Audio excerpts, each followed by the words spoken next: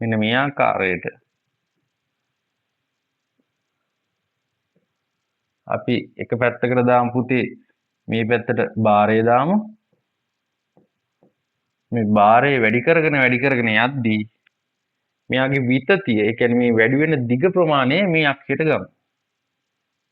භාරයත් එක්ක විතතිය විචලන වෙන ආකාරය. ඒ මොනොත් පුතේ අපිට කොහොමද අඳින්න පුළුවන්? මෙයා එක්තරා සීමාවක් වෙනකන් මෙයා භාරය වැඩි කරන්න විතතිය වැඩි කරනවා. සමානුපාතික යනවා. අපි මෙන්න මේ සීමාවට කියනවා අපි සමානුපාතික සීමාව කියලා. ඒතකොට මෙන්න මේ සීමාවට අපි කියනවා සමානුපාතික සීමාව.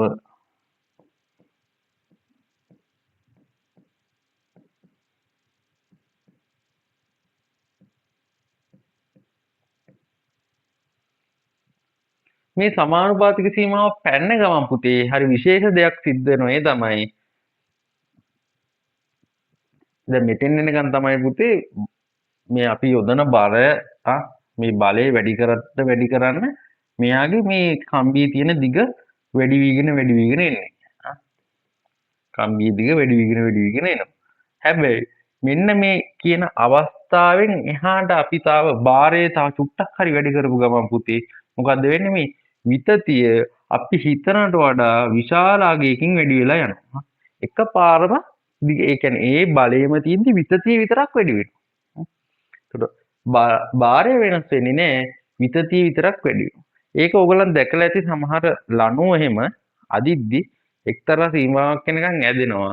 ඊට පස්සේ ඒ බලයම තියෙද්දි නිකම්ම පොඩ්ඩක් වැඩිපුර දිගට ඇදිලා යනවා. රබර් පටි වලත් ඕක සිද්ධ වෙනවා. අපිට පුළුවන් උපරිම සීමාවක් වෙනකන් අපි සමානුපාතික සීමාව වෙනකන් ඇදිද්දි ගානට ඇදෙනවා.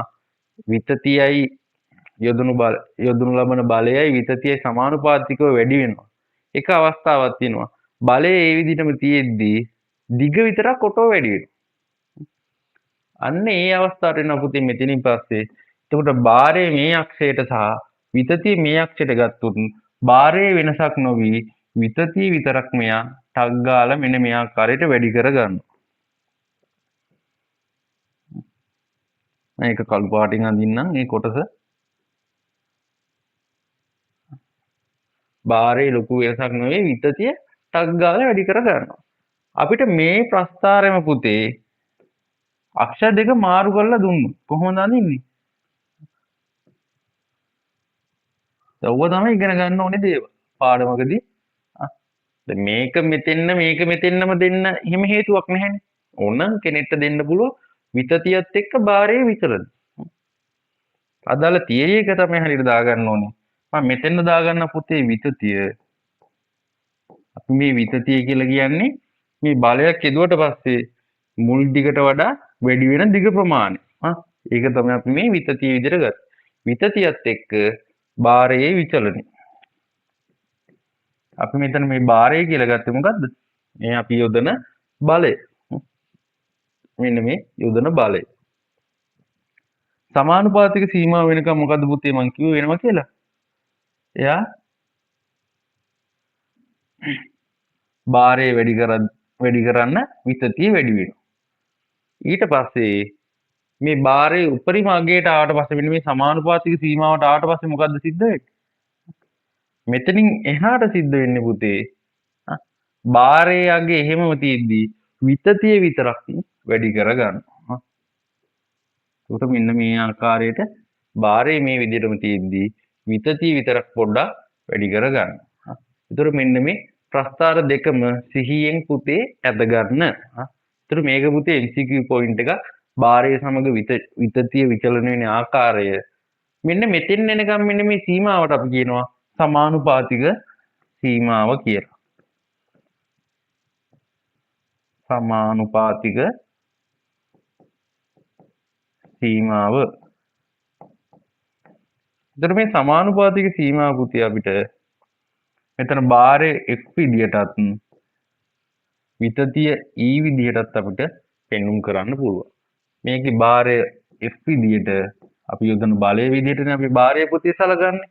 ඒ වගේම විතතිය ඊ විදිහටත් මෙන්න මේ ආකාරයට ප්‍රස්ථාරය අඳින්න පුළුවන්. මේ එකම ප්‍රස්ථාරය මේ අක්ෂ මාරු කරලා මං ඇන්ද. ඔයාලට එතකොට තේරුම් ගන්න පහසු වෙයි. හරි. මෙන්න මේ රූප සටහන් ටික ඇඳගන්න.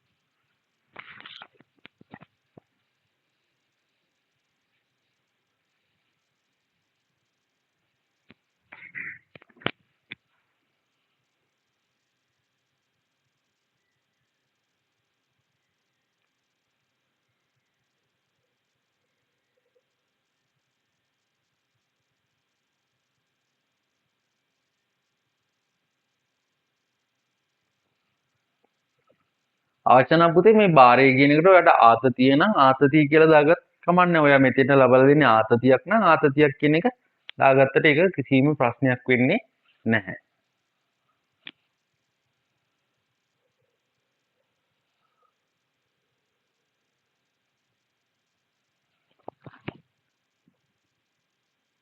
හරි. MCQ point 3 අපි යමු. දැන් MCQ point 2. දැන් අපි පුතේ MCQ point 3ට යමු. MCQ point 3. MCQ point 3.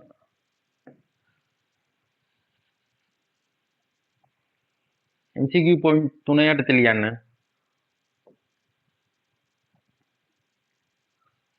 Hook නියමය. Hook නියමය.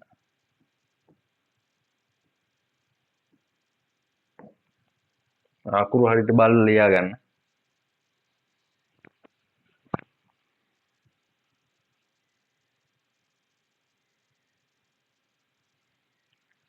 හරි. මේ හුක් නියමයෙන් කියන්නේ පුතේ අපි ඉස්සෙල්ලා ඒක ලියාගනිමු. සමානුපාතික සීමාව තුල පමණක් සමානුපාතික සීමාව තුල පමණක් කම්බියක ඇතිවන විතතිය සමානුපාතික සීමාව තුල පමණක් කම්බියක ඇතිවන විතතිය යොදනු ලබන ආතතියට කම්බියක ඇතිවන විතතිය යොදනු ලබන ආතතියට එහෙමත් නැත්නම් භාරයට සමානුපාතික වේ.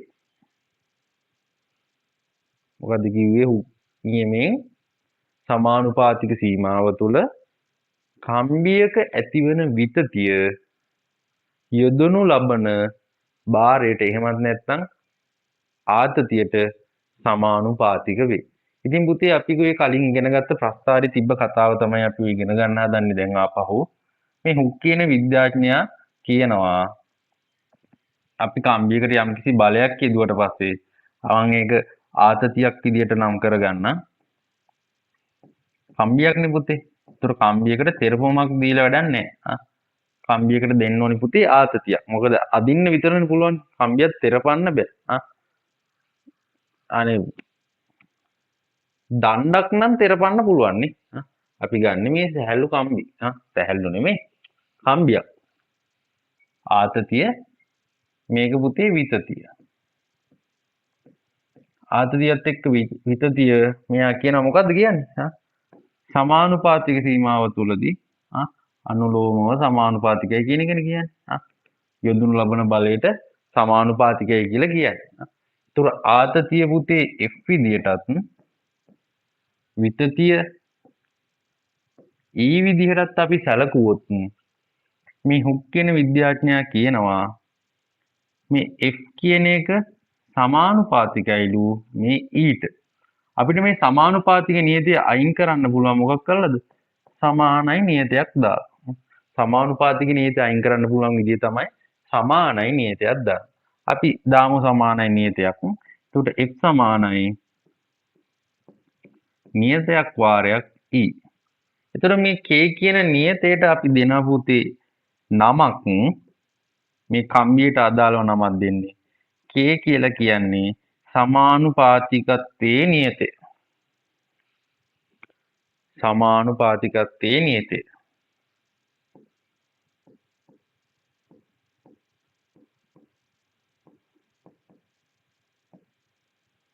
සමානුපාතිකත්වයේ නියතය. එහෙම නැත්නම් ඔකට පුතේ තව විශේෂ නමක් කියනවා. තරු දෙකක් දාලා අපි ලියාගමු. k කියන එක බල නියතයේ විදිහටත් අපි කියනවා. මේක තමයි ගොඩාක් වෙලාවට භාවිතා වෙන්නේ. මේ බල නියතයේද සමානුපාතිකත්වයේ නියතය කියන එකට වැඩිය මෙතන පුතේ අදහසක් තියෙනවා. ඒ තමයි අපි මේකේ මාන ආරම්භ බලමු මේ k කියන එකේ.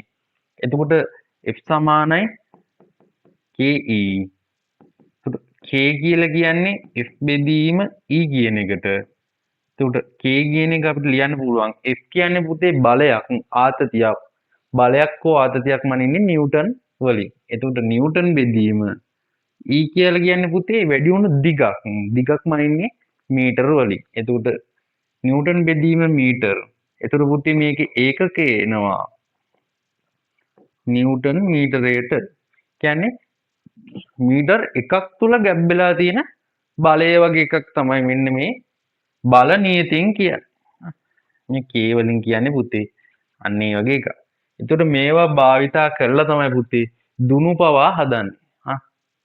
බර කිරණ උපකරණ වල දුනු පවා හදන්නේ මෙන්න මේ වගේ දේවල් උපයෝගී කරගෙන. එතකොට මීටරයක් කියන එකක් තෙරපවුවොත් එහෙම මෙන්න මෙච්චරක බලයක් තියෙනවා කියලා තමයි මෙන්න මේ බල නියතියෙන් කියන්නේ. ඉතින් මේ දේවල් භාවිතා කරගෙන තමයි මේ දේවල් නිපදවලා තියෙන්නේ. ඉතින් ඒකට අපිට ඉස්සල්ලාම මෙන්න මේ හුක් නියම එහෙම අපි හරියට දැනගෙන ඉන්න ඕන. අපි ඒක ඉස්සල්ලාම මුලින්ම කතා කරන්නේ ඇදි තන්තුවක ගැන. හරි. මේකේ පුතේ සටහන සම්පූර්ණ කරගන්න.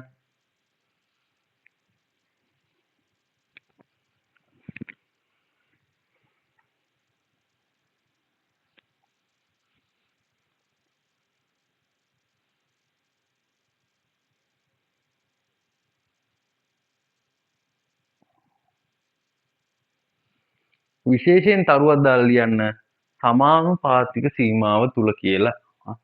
මෙතෙන් මේක ලියන්න කලින් තරුවක් දාලා ලියන්න සමානුපාතික සීමාව තුල. සමානුපාතික සීමාව තුල. ඉතින් මේ සමානුපාතික සීමාව තුල තමයි පුතේ අපි යොදනු ලබන බලය විතදියට සමානුපාතික වෙන්නේ. සමානුපාතික නීතියෙන් කරන සමාන නීතියක් දැම්ම. ඒකට F සමානයි KE කියලා එනවා. K කියන්නේ සමානුපාතිකත්වයේ නියතය. එහෙම නැත්නම් අපි ඒකට බල නියතය කියනවා. ඒ බල නියතේ අපි ඒකකයේ බැලුවොත් එහෙම මෙතන ලියාගමු බල නියතේ ඒකකය. බල නියතේ ඒකකය.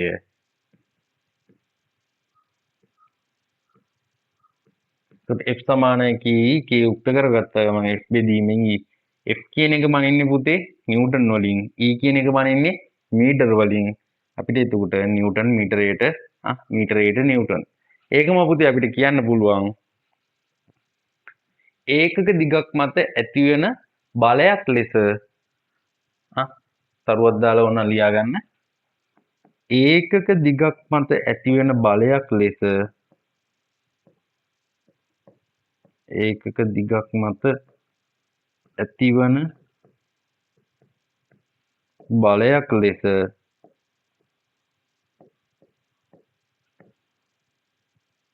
බල නියතය හැඳින්විය හැක.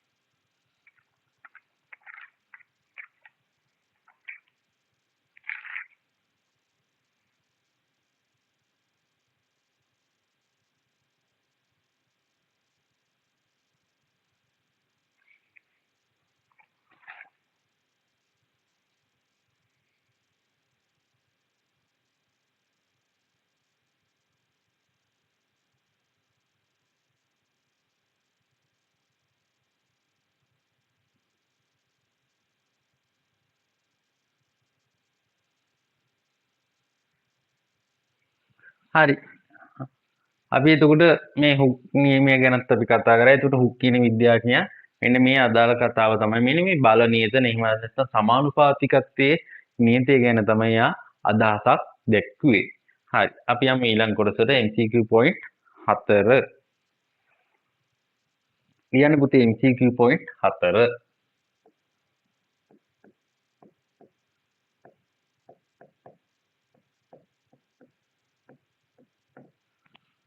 අපි අද තියරි තමයි හරියට කතා කරන්නේ. එතකොට මේ හැම එකකටම අදාළ සරලම ප්‍රශ්න ඉඳන් ගණමුත් කතා කරනවා. ඒක නිසා ඉතලා තියරි එක හරියට ඔලුවට දාගන්න තියරි එක පාඩම් කරන්න. එතකොට ගණන් හදද්දී ඔයගලන්ට මාර පහසුවක් වෙනවා. නෝට් එක හරියට කම්ප්ලීට් තියාගන්න. ඊට අමතරව ෂෝට් නෝට් ගහලා ගණන් හදන්නෙද්දි මුලින්ම ෂෝට් නෝට් එක ළඟ තියාගන්න පුතේ. එතකොට තමයි ඔයගලන්ට මුලින්ම මේ හැමදේම මතක නෑනේ. ඒතකොට ෂෝට් නෝට් එක බල බල ගණන් හදන්න. ඒක නිතර ප්‍රැක්ටිස් කරද්දී ඔයගලන්ට ආපහු ෂෝට් නෝට් එක ඕනේ නැතිලා යනවා. එතකොට ඔයගලන්ට අදාළ තියරි ඒව යොදන්නේ මොන අවස්ථාවේදීද? මොන නියමයේද එතන යොදන්නේ? ඒ වගේ සිම්බල් මොනවාද? ඒ ඔක්කොම ඔයගලන්ට මතකයි. එතකොට ඔයගලන්ට කිසිම අවුලක් නැතුව කරගෙන යන්න පුළුවන්. මුලදිම ඉස්සරම ෂෝට් නෝට් එකක් ළඟ තියාගෙන ගණන් හදන්න පටන් ගන්න. හරි. ලියන්න. කම්බියක ඇතිවන විතතිය රඳා පවතින සාධක. MCQ point 4 තමයි කම්බියක ඇතිවන විතතිය රඳා පවතින සාධක.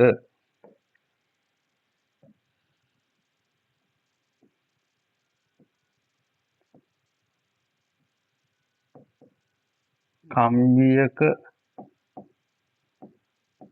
ඇතිවන විතතිය රඳා පවතින සාධක.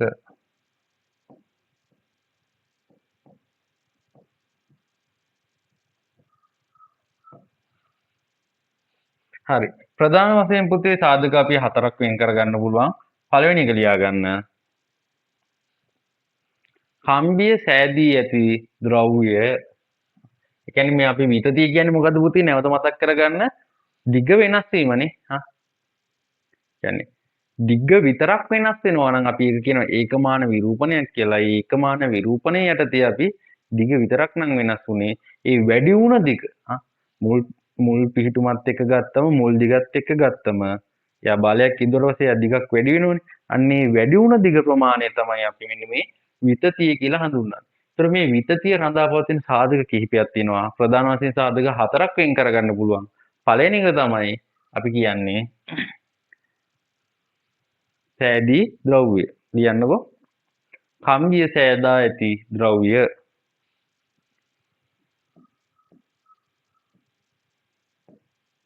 කම්බිය සෑදී ඇති ද්‍රව්‍ය. කම්බිය සෑදී ඇති ද්‍රව්‍යය. හරි. දෙවෙනි එක තමයි මේ විතතියට බලපාන පුතේ අපි යෙදූ බලය. කම්බිය මත යෙදූ බලය.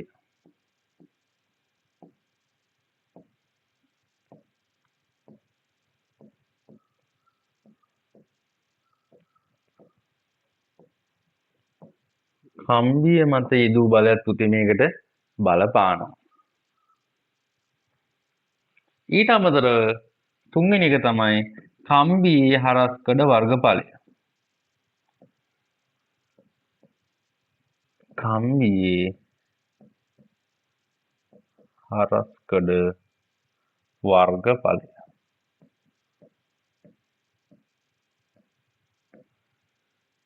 පුතේ කම්බිය මත යෙදූ බලය ගත්තොත් එහෙම බලය වැඩි කරන්න මොකද්ද වෙන්නේ?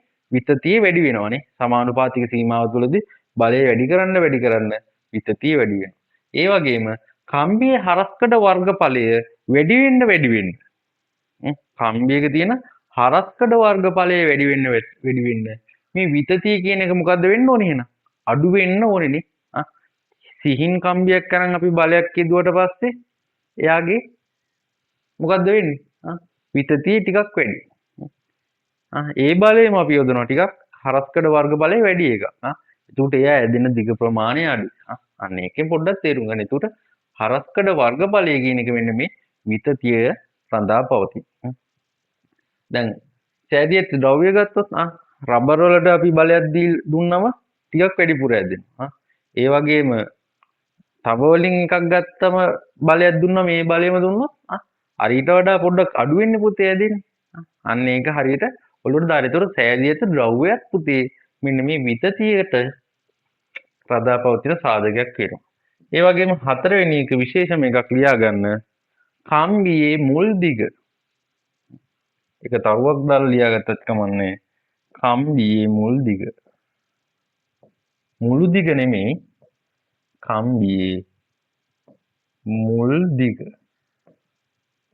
මේ කම්බියේ මුල් දිග කියන එක පුතේ මෙන්න මේ විතතියට රඳා පවතින සාධකයක් වෙනවා.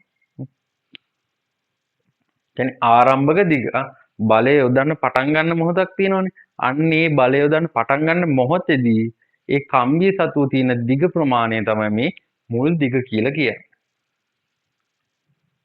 ඒ මුල් දිග වෙනස් වෙද්දි පුතේ මෙන්න මේ විතතිය කියන එක වෙනස්. හිතන්න මේ චූටි පොඩි කම්බි කෑල්ලක් අරන් අපි බලයක් යොදනවා.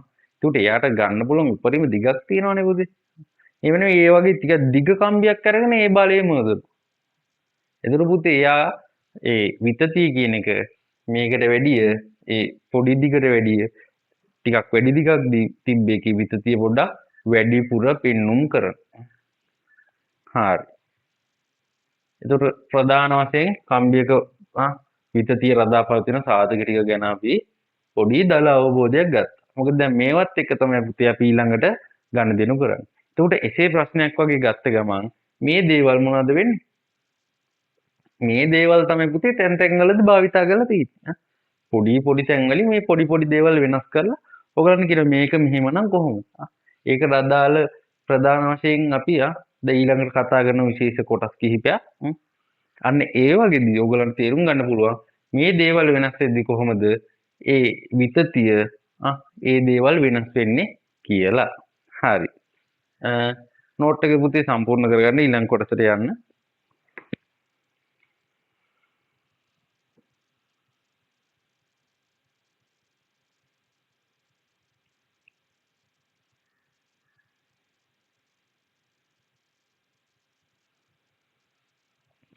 හරි පුතේ ඊළඟ ලියාගමු.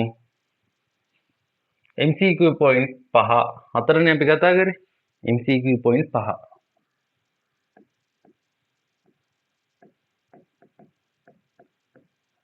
හරි.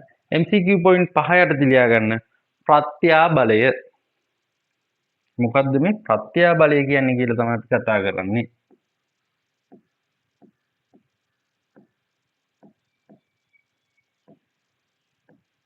MCQ point 5 තේ ප්‍රත්‍යාබලය.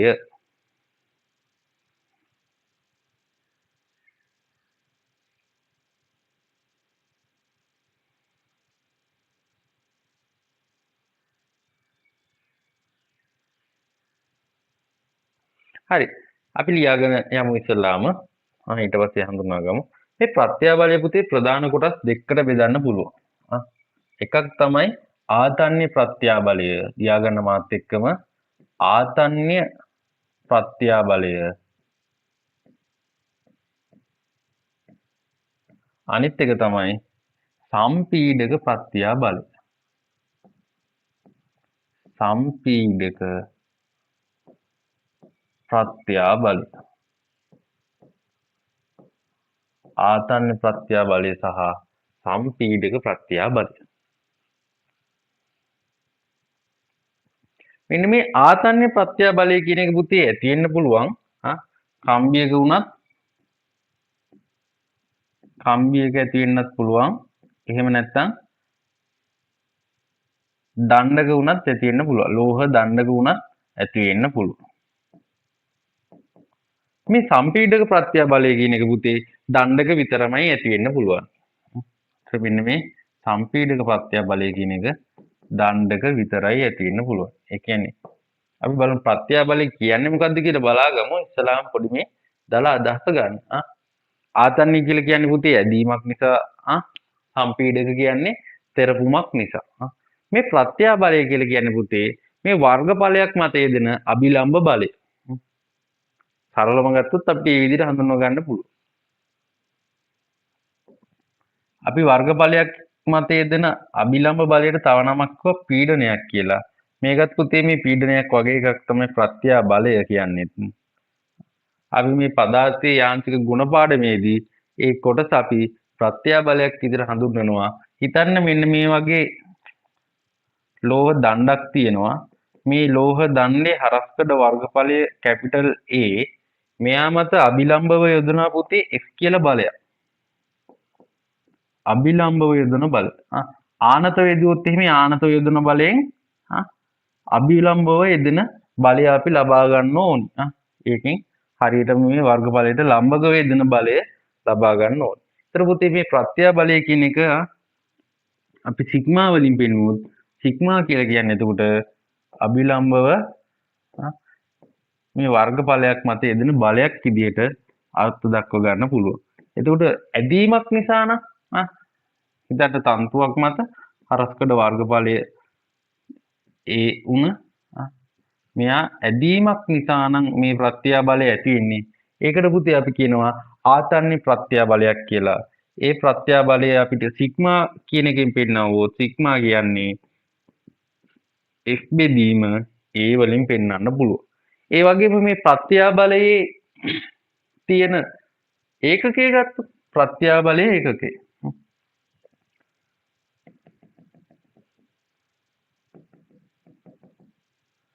ප්‍රත්‍යා බලයේ ඒකකය.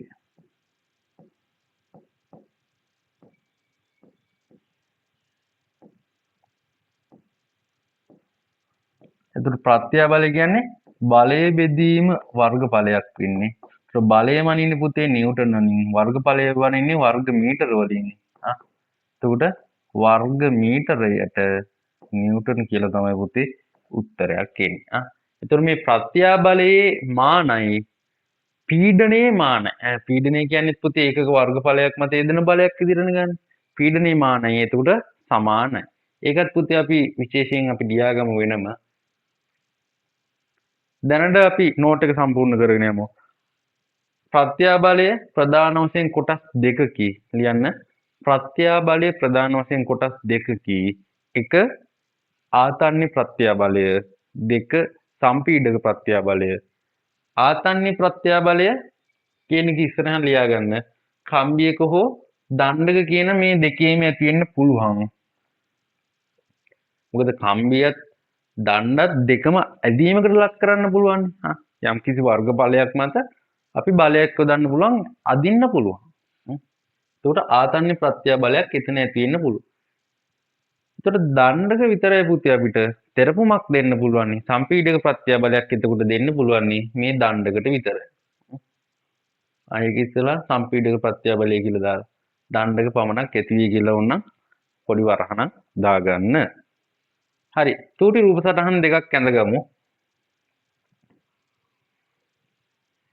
මේක සම්පීඩක ප්‍රත්‍යා බලයක්. සම්පීඩක ප්‍රත්‍යා බලය කියලා ලියලා පුතේ මේක ඇඳ ගන්න.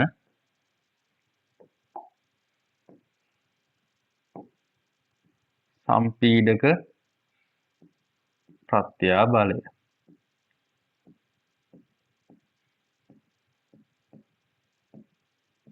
මේක පුතේ ඇදීමකට ලක් වෙන නිසා ආතන්‍ය ප්‍රත්‍යා බලය.